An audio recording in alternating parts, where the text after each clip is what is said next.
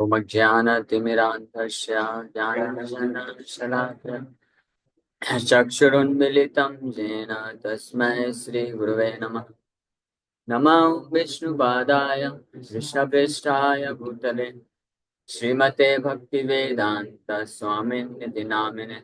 नमस्ते सारस्वती देवे गौरवाणी प्रचारिणे निर्विशेषा शून्यवादी पाश्चात्यदेशतारिणे। नमो महावदन्याय कृष्ण प्रेम प्रदायते कृष्णाय कृष्ण चैतन्य नामने गौरतुसे नमः। जय श्री कृष्ण चैतन्य प्रभु नित्यानंद श्री अद्वैत गदाधर शिवासादि गौर भक्त वृंद। हरे कृष्णा कृष्णा कृष्णा हरे हरे, हरे राम राम राम हरे हरे। हरे कृष्णा। तो आप सभी भक्तों का हार्दिक स्वागत है आज के प्रातःकालीन श्रीमद् भागवतम के चर्चा में। तो हम लोग चर्चा कर रहे हैं श्रीमद् भागवतम पहला स्कंद, इसका छठवां अध्याय और श्लोक संख्या 17 पे चर्चा कर चुके थे। प्रेम अति भर निर्भिन्ना पुलकांगो अति निर्वृता आनंद संप्लवे लीनो न पश्यम उभयम मुने। और 18 नंबर श्लोक पे भी चर्चा कर चुके हैं कल। रूपं भगवतो यत्तन्मनः कान्तं सुचापहम् अपश्यन् सहसोत्तस्थे वैक्लव्यात् दुर्मना इव। भगवान के जो दिव्य स्वरूप का दर्शन अपने हृदय में प्राप्त किए नारद मुनि, जब उन्होंने भगवान के चरण कमलों का स्मरण करना चालू किए, जैसा कि शुद्ध वैष्णव के द्वारा मार्गदर्शन दिया गया, मार्गदर्शन के अनुसार जिससे मना कांतम सुचापहम, मन को पूर्ण रूप से संतुष्ट करने वाले भगवान के दिव्य रूप का दर्शन किया और उसके प्रभाव से हृदय के सारे कल्मश अनर्थ भी दूर हो गए। लेकिन अपश्यन सहस उत्थस्थे वैकल्प्यात् दुर्मना इवा, भगवान को न देख पाने के कारण नारद मुनि he became disturbed, being perturbed, having lost the desirable। इस प्रकार से वो फाइनली जब भगवान को वो नहीं देख पाते हैं तो बड़े ही विचलित हो जाते हैं। और उस स्थिति में क्या होता है आगे वर्णन कर। दिद्रक्षुस्तदहं भूया प्रणिधाय मनोरिधि वीक्षमाणोऽपि न पश्यम् अवितृप्ता इवातुरा। I desire to see again that transcendental form of the Lord, but despite my attempts to concentrate upon the heart with eagerness to view the form again, I could not see him anymore, and thus dissatisfied I was very much aggrieved. So, didrakshus तो मतलब होता है desire to see the Lord. So, this was generated within the heart of Narad Muni. ये दिद्रक्षुस तदहम भूयः, इसको बोलते हैं लौल्यम। इस स्टेज में भगवान नारद मुनि को लेकर आए, इस स्टेज पे भगवान नारद मुनि को लेकर आना चाहते थे।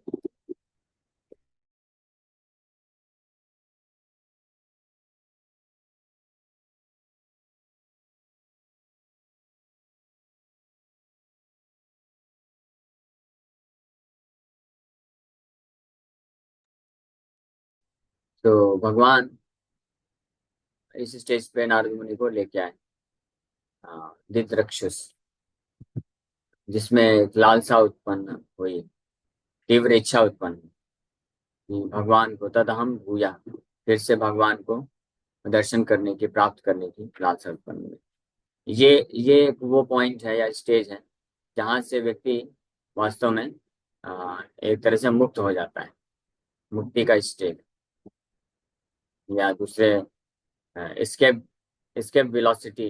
हम लोग विज्ञान में पढ़ते थे, साइंस में एस्केप वेलोसिटी होती है हर वस्तु का। अगर उस वेलोसिटी से अगर कोई फेंक देगा किसी वस्तु को इस पृथ्वी से, तो फिर वापस नहीं आएगी। तो वो पॉइंट 11.2 किलोमीटर पर सेकेंड है ना, यही था ना, 11.2 किलोमीटर पर सेकेंड की रफ्तार से अगर किसी वस्तु को आकाश में फेंका जाएगा तो इस पृथ्वी लोक में वापस नहीं दिखेगी वो। हाँ, ये बहुत। हाँ, तो इसी प्रकार से भौतिक जगत से एस्केप करने की जो वेलोसिटी है, जो पॉइंट है, वो यहाँ पे वर्णन किया गया। कि जब किसी के हृदय में दिदृक्षुषुष भगवान को दर्शन प्राप्त करने की तीव्र लालसा उत्पन्न हो जाए, डिजायर, इसी को रूप गोस्वामी आ, अलग शब्दों में बोलते हैं, तत्र तत्र लौल्यम, लौल्यम अपि एकला मूल्यम।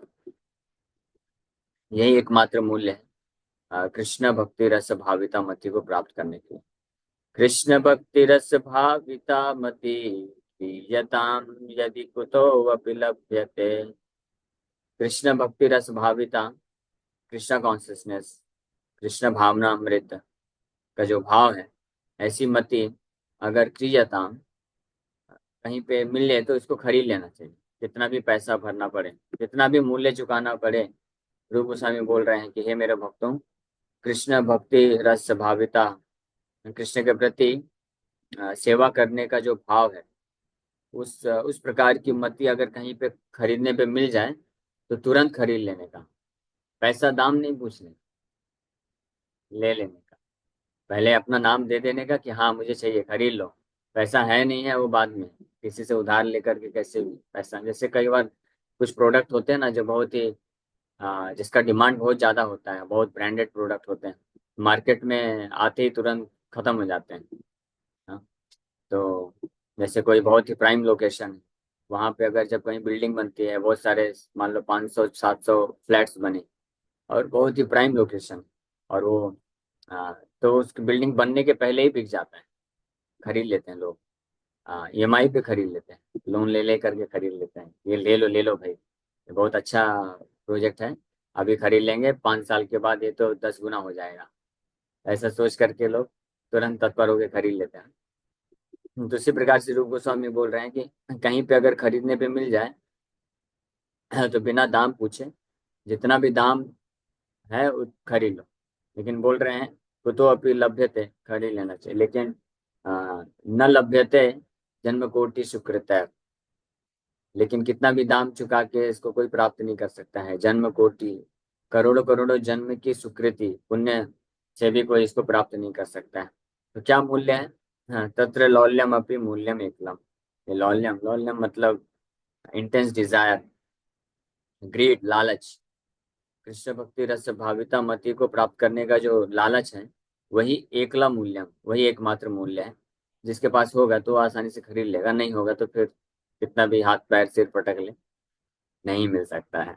वो खुद भी प्रयास कर ले नहीं मिल सकता है, अन्य लोग भी प्रयास कर ले नहीं मिल सकता है। इसी को प्रहलाद महाराज बोलते हैं, मतिर्न कृष्णे परतो सतो वा मिथो अभिपद्येत ग्रहाव्रताना अदांत गोभिर्विशताम तमिश्रम पुनः पुनः शर्वित चर्वणाना। तो नरसिंह भगवान जब हिरण्यकश्यप पूछा प्रहलाद से, प्रहलाद तुमको ऐसी मति कहाँ से मिल गई? हमने तो गुरुकुल में ऐसा कुछ सिलेबस में डाला नहीं था, Bhagavad Gita as it is करके। हमारे सिलेबस में तो बस यही था, हिरण्यकश्यप एज इट इज था। तो तुमको ये मति कैसे मिल गई? हरे कृष्णा जब कराया नहीं, ओम हिरण्यकश्यपाय नमः, हमारे मॉर्निंग प्रोग्राम में, असेंबली हॉल में, असेंबली में सब यही शिक्षा होती थी। तो तुमको कृष्ण के प्रति मति कैसे मिली? तो प्रहलाद महाराज बोले कि मुझे कैसी मिली वो तो अलग मैटर है, वो तो बाद में बताऊंगा, पहले आपको क्यों नहीं मिल सकती आप जान लीजिए। तब वो बोलते हैं, मतिर न कृष्ण परतः सुतो हुआ, कि कृष्ण के प्रति मति जो है नहीं मिल सकती। कृष्ण के प्रति मति का मतलब क्या होता है? मति, इंक्लिनेशन, प्रभुपाद जी यहाँ पे लिख रहे हैं, इंक्लिनेशन टुवर्ड्स कृष्ण, कृष्ण के प्रति इंक्लिनेशन यानी प्रवृत्ति, कृष्ण को प्राप्त करने की, कृष्ण को सेवा अर्पण करने की, कृष्ण को समर्पण करने की, कृष्ण के लिए सेक्रीफाइस करने की, Krishna for the cause of Krishna conscious, Krishna भावनामृत होने के लिए, कृष्ण भावना भावित होने के लिए कुछ भी किसी भी हद तक जाकर के समर्पण कर देने की जो इच्छा है, उसको मति बोलते हैं, मति, कृष्ण मति बोलते हैं। उसमें जो व्यक्ति होता है फिर ये सारे प्रश्न फिर नहीं उठते हैं, कि हम कृष्ण को समर्पण करेंगे तो हमारा क्या होगा, पालन पोषण होगा कि नहीं होगा, पाप तो नहीं लगेगा। हाँ, इतने सारे धर्म को छोड़ेंगे तो पाप तो नहीं लगेगा। ये सब फिर क्वेश्चन नहीं आता है, वो प्रश्न नहीं उठाता, वो जस्ट समर्पण कर देता है। जैसे इसके परफेक्ट एग्जाम्पल तो वैसे गोपियां हैं, ब्रज की गोपियों ने एक बार भी सोचा नहीं, विचार नहीं किया कि हम कृष्ण के पास जा रहे हैं क्या होगा, हमारा नाम खराब हो जाएगा या अपराध लग जाएगा, पाप लग जाएगा, हमारे पति, पिता, सास और पास पड़ोस के लोग, सगे संबंधी क्या सोचेंगे, हमको रिजेक्ट किया जा सकता है। और पहले के समय, वैदिक समय पे तो रिजेक्ट कर देते थे ना। अगर कोई भी स्त्री एक रात्रि के लिए भी घर से बाहर गई तो उसको फिर दूसरे दिन उसके घर वाले स्वीकार नहीं करते थे। ये सब पता था, लेकिन उसके बाद भी जैसे ही कृष्ण का फ्लूट को सुने कि कृष्ण बुला रहे हैं, तो बिना इस पे विचार किए तुरंत गोपियां निकल गई। इसको बोलते हैं कृष्णमति, कृष्ण के प्रति मति। और कृष्ण के प्रति मति और रति, ये दोनों चीज आती है एक लौल्यम से। तो इसी का चर्चा किया जा रहा है कि ये किस प्रकार से आती है, इसने ध्यान से सुनी। जब ऐसी अवस्था होती है तो वो भक्त फिर अपने खुद के इस बारे में इस प्रकार से विचार नहीं करता है। जब नारद मुनि गए, अ, भगवान बोले कि भगवान को सिर दर्द हो गया एक बार, सिर दर्द हो गया। तो भगवान सारे वैद्य वगैरह सब डॉक्टर, द्वारका के बड़े से बड़े डॉक्टर को बुलाया गया, लेकिन किसी का कोई प्रभाव नहीं पड़ा। भगवान बोले कि मेरे शुद्ध भक्तों के चरणों का धूल अगर लाएंगे, उसको मैं लगा लूंगा सिर में तो ठीक हो जाएगा। तो नारद मुनि निकल पड़े, अलग अलग जगह भ्रमण किए, सबके पास गए, भगवान शिव, प्रहलाद महाराज, पांडव और बहुत सारे जितने भी शुद्ध भक्त उनके लिस्ट में लिखे थे नाम, सबके पास चले गए, लेकिन कोई देने को तैयार नहीं है। तो मुंह लटका के वापस आ गए, भगवान को बोले कोई नहीं दे रहा है। तो भगवान बोले कि आप तो आप ही तो हो, आप ही दे दो। बोले नहीं नहीं नहीं नहीं, मैं तो आपका सेवक हूँ, मैं कैसे दे सकता हूँ। ऐसे भगवान पूछे, आप हर जगह हर भक्त के पास गए थे क्या? बोले हाँ, सबके पास गया। वृंदावन गए? नहीं नहीं, वृंदावन छूट गया। मुझे लगा कि इतने सारे शुद्ध भक्त लोग, बड़े बड़े महान भक्त लोग नहीं दिए तो ब्रज में कैसे दिए। बोले उधर चाहिए एक बार। तो डायरेक्ट वहां पे गए, गोपियों के पास जाकर के उनको बताते हैं ऐसा ऐसा चीज। तो गोपियां इमीडिएटली अपने चरणों का पूरा धूल निकाल निकाल के पूरा दे देती है, ले जाइए, पूरा ले जाइए, और एक्स्ट्रा भी दे ले जाइए। जब भी जरूरत पड़े स्टॉक में रखिए, किसी को जब भी शिद्दत करे तो उनको, आपको यहाँ तक आने का जरूरत नहीं होना चाहिए, इमीडिएटली लगा देने का उनके सिर में। नारद मुनि बोले, हैरान हो गए। बोले आपको मालूम है, आप तो क्या है, सिंपल काउहर्ड वुमेन है, आप लोग ग्वालिन है, आपको कुछ नहीं पता है, शास्त्र इतना कुछ पता नहीं है। कृष्ण कौन है? कृष्ण परम भगवान है। वो क्या बोले, हाँ हमको मालूम है परम भगवान है। तो आप कृष्ण का, अपने चरणों का धूल कृष्ण को दे रहे हैं, परम भगवान है वो, इसके लिए आपको नरक जाना पड़ेगा, कई कई हजारों लाखों वर्षों तक नरक में आपको कष्ट उठाना पड़ेगा। गोपियां बोलते हैं चलेगा, अगर हमारे इटरनली सनातन रूप से हमेशा हमेशा के लिए हमको नरक में जाना पड़े, और उसके बदले में कृष्ण का जो कष्ट है एक सेकंड के लिए भी अगर दूर हो जाता है, तो वी आर रेडी, हम पूर्ण रूप से तैयार हैं उस कष्ट को उठाने के लिए। तो इसको बोलते हैं कृष्णमति, कृष्णरति या कृष्णमति।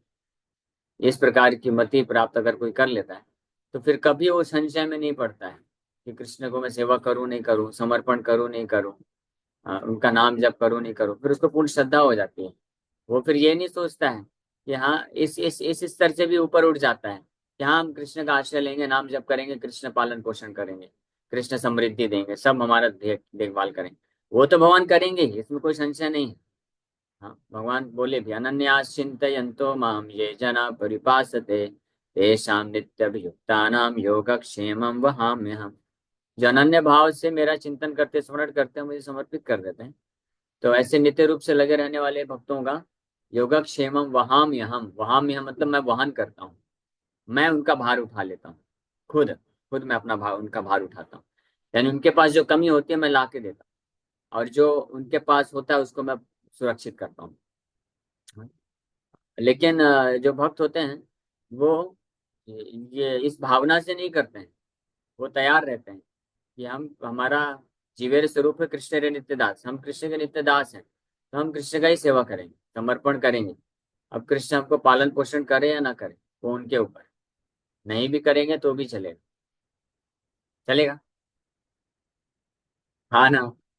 हाँ चलेगा, वेरी नाइस। यानी विपुल को मति मिल गई है कृष्ण पे, त्याग को नहीं चलेगा। अब तो आए ढूंढ रहे हैं एप्पल खाना वो खाना। लंच, वही तो बोला ना कि ब्रेकफास्ट नहीं है, लंच मिलेगा 5 घंटे में, एनर्जी डाउन हो जाएगा ये सब। मत ही नहीं। मती होती तो भागवत में बैठते चुपचाप भागवत सुनते हैं, इतना डिस्टर्ब नहीं। आज भी, हे भगवान, आज तो छुट्टी लेना चाहिए था ना। ठीक है। कहते हैं कृष्ण के प्रति मति, इसलिए भगवान को समर्पण करने में, भगवान का सेवा करने में, भगवान के लिए सेक्रीफाइस करने में कोई टेंशन नहीं लेना चाहिए। वन शुड बी प्रिपेयर्ड, तैयार रहना चाहिए। यस, हम समर्पण कर देंगे। हाँ। जैसे उदाहरण के लिए, कई बार ये प्रश्न, युवा भक्त लोग, ये प्रश्न उनके दिमाग में आता है कि हम भगवान को समर्पण कर देंगे, फुल टाइम ज्वाइन कर लेंगे, ब्रह्मचारी बन जाएंगे। तो भागवत में तो वैसे इसका वर्णन किया गया है, भगवान को जो पूरी तरह से समर्पण कर देता है, भगवान उसको सारे ऋण से उतार देता है, उसका फिर कोई ऋण नहीं रह जाता है। भगवान, और भगवान उसका जो भी धर्म रहता है, कर्तव्य रहता है, उस सब का टेक केयर भगवान कर लेते हैं। ये प्रमाण है भागवत। लेकिन फिर डाउट आता है कि हम मान लीजिए पूरी तरह से समर्पण कर दिए, लेकिन हम नहीं टिक पाए। हाँ, समर्पण करने का प्रयास किए लेकिन नहीं कर पाए समर्पण, तब तो फंस जाएंगे ना। अर्जुन ने भी यही प्रश्न पूछा था गीता के 6 चैप्टर में। तो फिर तो गड़बड़ हो जाएगा। अगर हम कन्विंस होते कि ठीक है हम पूरी तरह समर्पण करेंगे, हम फुल टाइम ज्वाइन कर लेते हैं, ब्रह्मचारी बन जाते हैं, पूरा जीवन कृष्ण को समर्पित करके सेवा करते रहेंगे, ठीक है, इस पे तो हमको विश्वास है। अगर हम ये कर सके तो भगवान गारंटी दिए हैं कि भगवान सब टेक केयर कर लेंगे, कोई ऋण नहीं रहेगा, कोई अपराध नहीं लगेगा। लेकिन अगर ऐसा नहीं हुआ, कुछ साल में फिर माया ने पकड़ लिया और वापस से संसार में आ गए, तो फिर माँ बाप का सेवा, सगे संबंधियों का सेवा और अन्य प्रकार के जो कर्तव्य हम छोड़ के आते हैं, तो वो तो फिर उसका अपराध लग जाएगा ना, पाप लग जाएगा। ऐसा प्रश्न आता है। लेकिन वास्तव में ऐसा नहीं, ये सत्य नहीं। जो भगवान को एक बार भी समर्पण करता है तो वो कभी उसका नुकसान नहीं होता है, भागवत में इसकी भी पुष्टि है। लेकिन फिर भी अगर मति का मतलब होता है कृष्ण के प्रति, अगर मति है, रति विकसित हो गई है, तो वो भक्त प्रिपेयर्ड होगा, वो तैयार हो जाएगा कि ठीक है मैं अपनी तरफ से अपना भगवान को समर्पित करूंगा। और भगवान और शिला प्रभुपाद की कृपा से, शिला प्रभुपाद की कृपा से मुझ जैसे जानवर तुल्य जीवन व्यतीत करने वाले व्यक्ति को मनुष्य बनने का मौका दिया गया। हाँ, अगर प्रभुपाद जी नहीं होते, प्रभुपाद जी की कृपा नहीं मिलती, प्रभुपाद जी के बुक्स और उनके भक्त नहीं आते मेरे जीवन में, तो मैं तो जानवर के जैसे ही जीवन व्यतीत कर रहा था, और फर्स्ट क्लास जानवर कैसे बनना है उसका तैयारी कर रहा था। हाँ, तो ऐसी स्थिति में तो फर्स्ट क्लास जानवर बनने की तैयारी कर रहा था, तो वैसे ही पाप खूब करने वाला था, पाप में जीवन व्यतीत करने वाला था, और अगले जन्म में पशु बनने वाला था। प्रभुपाद जी आकर के बचा लिए, मनुष्य बनाए, फिर उसके बाद भक्त बनने का चांस दिए, भक्त बनने का हम प्रयास कर रहे हैं। तो इस ऐसे इसलिए प्रभुपाद जी के लिए अगर जीवन समर्पित किया मैंने, तो अगर उसको पूरा नहीं भी कर पाया, पूर्ण समर्पण नहीं भी कर पाया, तो चलेगा। उसके कारण अगर कुछ पाप लगेगा, अपराध लगेगा, तो उसका हम रिजल्ट क्या करेंगे, भोग लेंगे, है ना। इतना क्यों टेंशन लेना। इसको बोलते हैं कृष्णमति। नरक जाना पड़ेगा अगर आपने धर्म, भौतिक धर्म, भौतिक कर्तव्यों को आपने अगर त्याग दिया, तो आपको नरक जाना पड़ेगा। आप तैयार हैं? नहीं तैयार। भौतिक कर्तव्यों और भौतिक धर्मों को त्याग दिया तो नरक जाना पड़ेगा।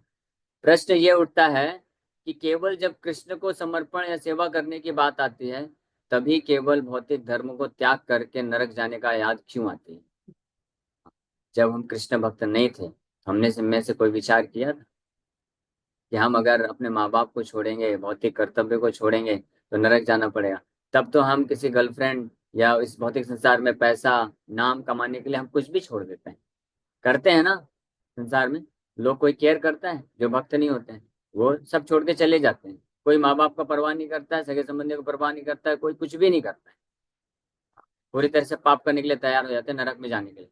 तो अपने खुद के इंद्रिय तृप्ति के लिए अगर हम ये तैयार हो सकते हैं, और इस जन्म में नहीं, पिछले कई लाखों जन्मों में हमने किया है ऑलरेडी।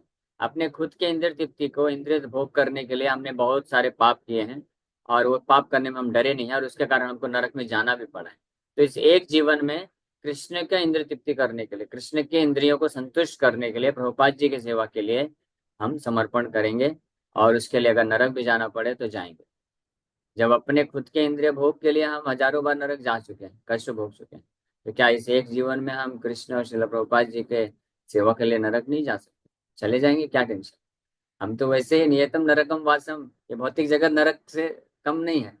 तो नित्य बद्ध का मतलब होता है जो नित्य रूप से इस भौतिक जगत में पड़ा हुआ है।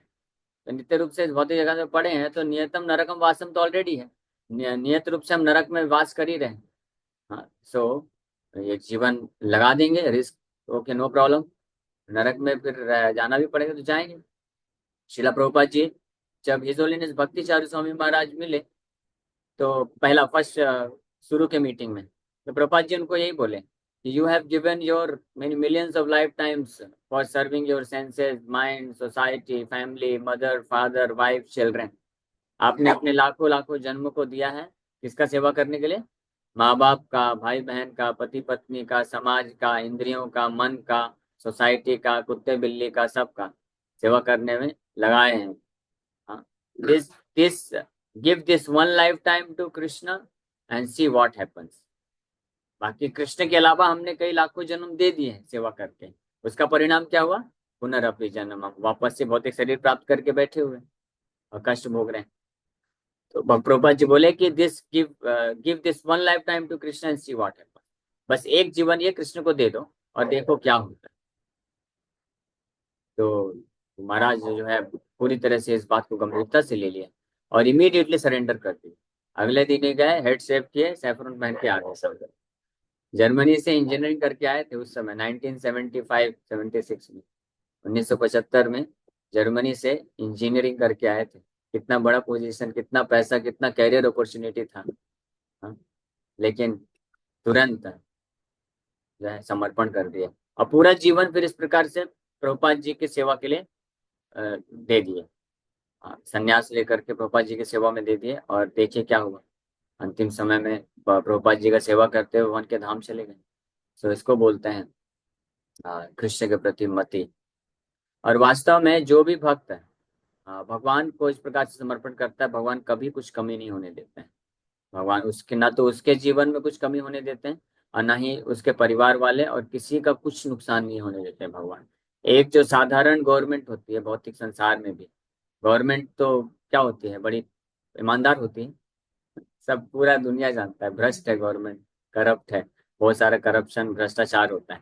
लेकिन ऐसे भी गवर्नमेंट के लिए भी अगर कोई व्यक्ति गवर्नमेंट सेवा के लिए अपने परिवार को त्याग करके आता है, जैसे कोई डिफेंस ज्वाइन करता है, आर्मी ज्वाइन करता है, तो अपने परिवार वालों को छोड़ के आता है ना, और गवर्नमेंट की सेवा में, तो फिर ये भ्रष्ट गवर्नमेंट भी इतना उसके हृदय में भावना रहती है कि भाई इसने सरकार के लिए अपना जीवन दिया है, तो चलो इसके परिवार वालों को हम देंगे। तो परिवार वालों को फैसिलिटी देता है, मेडिकल फैसिलिटी मिलता है, उसको सैलरी मिलता है, पेंशन भी मिलता है रिटायरमेंट होने के बाद भी। हाँ, सब कुछ देता है। तो क्या भगवान जो कि परम भगवान है, जो कि परम पिता है और सबके शुभ चिंतक है, हितैषी है, अगर कोई व्यक्ति उनको समर्पण करेगा पूर्ण रूप से, तो क्या वो उनके सगे संबंधी और परिवार वालों का पालन पोषण नहीं करेंगे? उनका कृपा उनके ऊपर नहीं करेंगे? करेंगे ना। तो लॉजिकली भी ये पता चलता है, इसमें कोई ऐसा संशय नहीं है।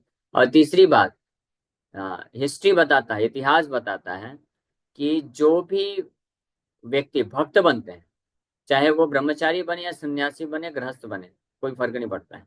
जो भक्त बनते हैं वही वास्तव में अपने सगे संबंधियों, माँ बाप का वास्तव में असली सेवा करते हैं।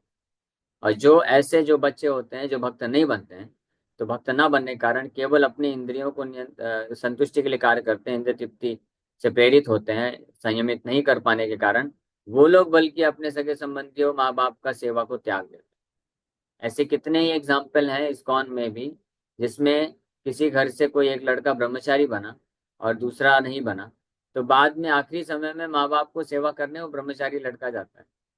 जो गृहस्थ बनता है यानी भक्त नहीं बनता है, तो वो छोड़ देता है, वो कहीं विदेश में कहीं इधर उधर जाके पैसा कमाता है बस, और बस पैसे भेज देता है, उससे थोड़ी ना कुछ होता है। लेकिन सेवा जो ब्रह्मचारी लड़का जाके करता है। ऐसे कितने ही केस हुए और कितने ही सारे जितने भी ब्रह्मचारी हैं, और जो भी या ब्रह्मचारी हो या गृहस्थ हो, कोई भी उससे उससे ज्यादा फर्क नहीं पड़ता। कोई गृहस्थ भी है या ब्रह्मचारी भी है, तो वो जो बच्चे होते हैं वो अपने परिवार वालों को और माँ बाप को सबको भक्ति मार्ग में लेके आते हैं। तो असली कल्याण तो इस माध्यम से किया ना। ये शरीर तो वैसे भी नष्ट होने वाला है।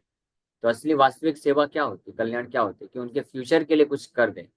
तो वो वास्तव में भक्त जो बनता है, कृष्ण को जो समर्पण करता है, वो कार्य करता है। तो कृष्ण के प्रति मति अगर किसी ने विकसित कर लिया, तो वो वास्तव में हर किसी के सेवा के प्रति मति उसकी विकसित हो जाती है। हर किसी का वो कल्याण सोचता है, न केवल अपने माँ बाप का, सगे संबंधियों का, बल्कि पूरे विश्व में हर जीवात्मा के कल्याण के कार्य लिए कार्य करने लग जाता है। इसको बोलते हैं कृष्णमति। लेकिन हम लोग तभी कृष्णमति के ऊपर ही चर्चा किए। जो आज के श्लोक में दिद्रक्षुस, दिद्रक्षुस शब्द भी यही सूचित करता है, डिजायरिंग टू सी। और भक्ति रसामृत सिंधु में जो रूप गोस्वामी बताते हैं, तत्र लौल्यम अपि मूल्यम एकलम, तत्र मूल्यम लौल्यम एकलम मूल्यम। केवल लौल्यम, इंटेंस डिजायर ही है वो मूल्य है। तो कृष्ण के प्रति मति या लौल्यम या दिद्रक्षुस, ये जो स्थिति है, स्टेज है, हाँ, ये कैसे प्राप्त होते हैं, इसका चर्चा हम लोग कल करेंगे। ठीक है, थैंक यू वेरी मच। और इसी दिद्रक्षसु से संबंधित जो भाव है उसको प्रकट करते हैं। वो भी श्लोक पढ़ लेते हैं, बहुत अच्छा वो प्रार्थना अर्पण किया है। वृत्रासुर, युद्ध करते वक्त वृत्रासुर इंद्र के साथ युद्ध कर रहे हैं, और इंद्र देवता बड़े प्रसन्न होकर के वज्र से वृत्रासुर का गला काट रहे हैं। ऐसा वर्णन है, इंद्र को 1 साल लगा वृत्रासुर का गला काटने में, वज्र से। वृत्रासुर इतने पावरफुल असुर थे, इतना शक्तिशाली थे कि वज्र से भी इंद्र को 1 साल लग गया उनके गले को काटने में। और वो 1 साल तक वृत्रासुर कुछ किए नहीं। अगर लड़ाई कर रहे होते तो इंद्र फिर भी नहीं काट पाते, काट ही नहीं सकते। वो क्यों काट पाए? क्योंकि वृत्रासुर भगवान अचानक भगवान को शुद्ध भक्त हैं, तो भगवान को प्रार्थना अर्पण करना चालू कर दिया, आंख बंद कर लिया, समाधि में चले गए। भूल गया कि मैं युद्ध क्षेत्र में हूँ, युद्ध कर रहा हूँ, सामने इंद्र मेरा शत्रु खड़ा है, भूल गए। भगवान को प्रार्थना अर्पण करने लग गए और समाधि में चले गए। 1 साल तक पूरी तरह से समाधि में थे, और इंद्र इस मौके का फायदा उठा करके उनका गला काट रहे हैं वज्र से। 1 साल लग गया उनको गला काटने में। और अब वो तो वैसे ही फिर वैकुंठ चले गए। इंद्र को अपराध लग गया, वैष्णव हत्या करने का अपराध लग गया। दोनों तरफ से समस्या। इसलिए जो इंद्र तृप्ति के लिए कार्य करता है, उसका जीत भी हार है, हार तो हार है। जीत भी जाएगा तो हार हो गया। वित्रासुर बोलते भी हैं, इंद्र तुम क्या सोचते हो, तुम मुझे मार करके जीत जाओगे? नहीं, तुम्हारी हार होगी, मेरी जीत होगी। क्योंकि तुम मुझे मारोगे, मैं डायरेक्ट वैकुंठ जाऊंगा, अपने परम भगवान के पास जाऊंगा। और तुम मुझे मार करके, मुझे जीत करके इस स्वर्ग के राजा बन जाओगे, और यहाँ पे भोग करोगे, इस भौतिक संसार में फंसे रह जाओगे।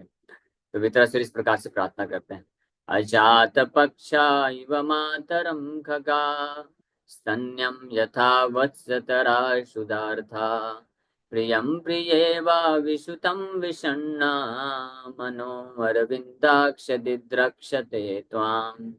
यहाँ पे भी शब्द है दिद्रक्षते त्वाम। I want to see you, I desire to see you. हे भगवान, हे भगवान अरविंदाक्ष, हे कमल नयन कृष्ण, मेरा मन जो है उसी प्रकार से ललायित है आपका दर्शन प्राप्त करने के लिए, आपके चरण कमल में तीव्रता से जल्द आश्रय प्राप्त करने के लिए। जिस प्रकार से ऐसा पक्षी, पक्षी का बच्चा जिसके अभी अजात पक्षा, जिसका अभी पंख नहीं होगा है, तो वो जैसे ललायित रहता है, देखता रहता है चारों तरफ से, माँ कब आएगी मेरे को दाना खिलाएगी। हाँ, और जिस तरह से स्तन्यम यथा वत्स तरा सुधार्था, जो बछड़ा होता है, स्तन्य काम होता है, माँ का दूध पीने के लिए तड़पता है, तो दूरता रहता है मेरे को, कब मैं छूटूंगा माँ का स्तन पान करूंगा, गाय का। और प्रियम प्रिय एवं विश्रुतम विषण्णा, जिस प्रकार से जो प्रिय होता है अपने प्रियतम, जो स्त्री होती है अपने प्रियतम से दूर रहने के कारण इच्छा रखती है कि कब उनको वापस से मैं मिलूंगी, कब बातचीत होगी। तो इसी प्रकार से मेरा हे अरविंदाक्ष कृष्ण, मेरा मन भी आपको देखने के लिए इसी प्रकार से ललायित है। ये होता है, इसको बोलते हैं दिद्रक्षताम, दिद्रक्षसु, या लौल्यम, या कृष्णमती। Okay, thank you very much. ये विराम करेंगे। किसी भक्त का कोई प्रश्न है तो पूछ सकते हैं। हरे कृष्णा कृष्ण कृष्ण हरे हरे, हरे राम राम राम हरे हरे। आज जो भक्त लोग आए हैं उनको कृष्णमती है, बाकी लोग न्यू ईयर मना रहे हैं। आज कम वक्त है। Happy new year. Hare Krishna. Yes Aarti Mata ji, आपका प्रश्न है। जी प्रभु जी, हरे कृष्णा, दंडवत प्रणाम। प्रभु जी, जैसे मतलब मैं ये पूछ रही थी कि हम भौतिक जगत में हैं, हम कृष्ण भगवान की सेवा करते हैं, सब कुछ समर्पण करने की कोशिश करते हैं, फिर भी हमारा मन इस भौतिक जगत के प्रति क्यों आसक्त होता है? मतलब भगवान के प्रति क्यों नहीं आसक्त हो पा रहा है? कहीं ना कहीं हमारे मन में भौतिक जगत के प्रति आसक्ति आ जाती है। तो आपका प्रश्न अच्छा है, मैं इसको दूसरा बना देता हूँ, क्योंकि ये प्रश्न से ज्यादा महत्वपूर्ण प्रश्न दूसरा वाला है। तो ये प्रश्न इतना महत्वपूर्ण नहीं है कि हम भौतिक जगत के प्रति हमारी आसक्ति क्यों बनी हुई है, कृष्ण के प्रति आसक्ति क्यों नहीं बन पा रही। आप इस स्तर पे अगर पहुंच गई कि ये समझ गई कि हाँ हमारा भौतिक जगत पे आसक्ति ज्यादा है, कृष्ण के प्रति कम है, कृष्ण के प्रति ही ज्यादा आसक्ति होना चाहिए। अगर इस स्तर पे पहुंच गए तो अब नेक्स्ट प्रश्न पूछना चाहिए कि कृष्ण के प्रति आसक्ति कैसे ज्यादा विकसित करें, भौतिक आसक्ति कैसे कम करें। तो उसका ही उत्तर कल दिया जाएगा। पूरा कल की क्लास में यही चर्चा की जाएगी। तो आपका जो प्रश्न है उसका उत्तर दे देते हैं कि हमारा भौतिक आसक्ति ही क्यों रहता है ज्यादा से ज्यादा, कृष्ण के प्रति आसक्ति क्यों नहीं है। इसका एक ही बहुत सरल सा उत्तर है, क्योंकि हम नित्यबद्ध हैं। हम इस भौतिक संसार में अनादि कर्म फले अनादि काल से हैं। इसका कोई हिस्ट्री नहीं है, one can not trace out his history. इसलिए इस भौतिक संसार में कई लंबे समय से रहने के कारण हमको तीव्रता से भौतिक आसक्ति बन चुकी है। लेकिन बहुत एक झटके में ही ये सारी आसक्ति खत्म होकर के कृष्ण के प्रति विकसित हो सकती है। वो कल हम लोग चर्चा करेंगे। ओके। यस, वंदना माता जी। प्रभु जी, हरे कृष्णा। सॉरी प्रभु जी, गलती से हो गया। ओके, हरे कृष्ण।